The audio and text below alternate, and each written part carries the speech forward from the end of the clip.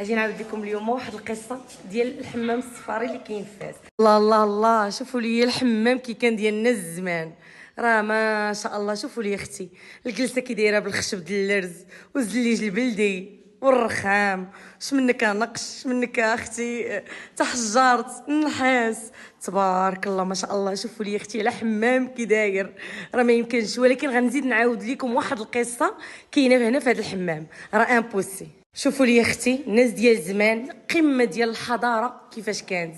المسجد في قلب الحمام، شوف هذه بلاصه ديال الصلاه.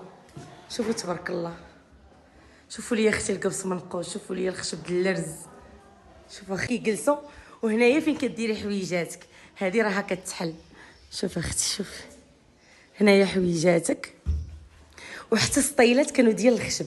الله، فين غتلقاي بحال هذا الحمام؟ غير يقولوا لي واش غنلقاو بحال هذا الحمام مازال كاينين ولا لا. ما كانت الطاف. شوفوا لي هنايا الجلسه ديال الباب.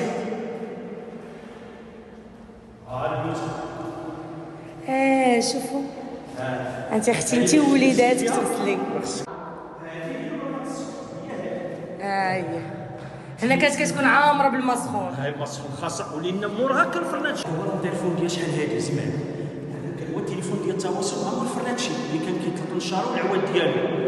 كتجي هنا اذا كان شويه المدافع كتقول سخون الله يرحم الوالدين. ملي كيبرد الماء ملي كيكون الماء بارد غير كيسمعها هو نشاره كيلح نشاره كيلح الماء سخون. شوف الناس كيفاش كانت عايشه في قمه الحراره. وشوف دابا هذا الحمام شحال عنده من عام، وشوف كيفاش باقي نقي. شوفوا لي النقاوه كيفاش ما شاء الله. شوفوا شوفوا الضوء كيفاش دايرين، شوفوا الضوء ديال الزنقه كيفاش عاطي. زعما والله الا هادشي افتقدناه بزاف. شي حاجه اللي دخلت ما عرفتش نخرج.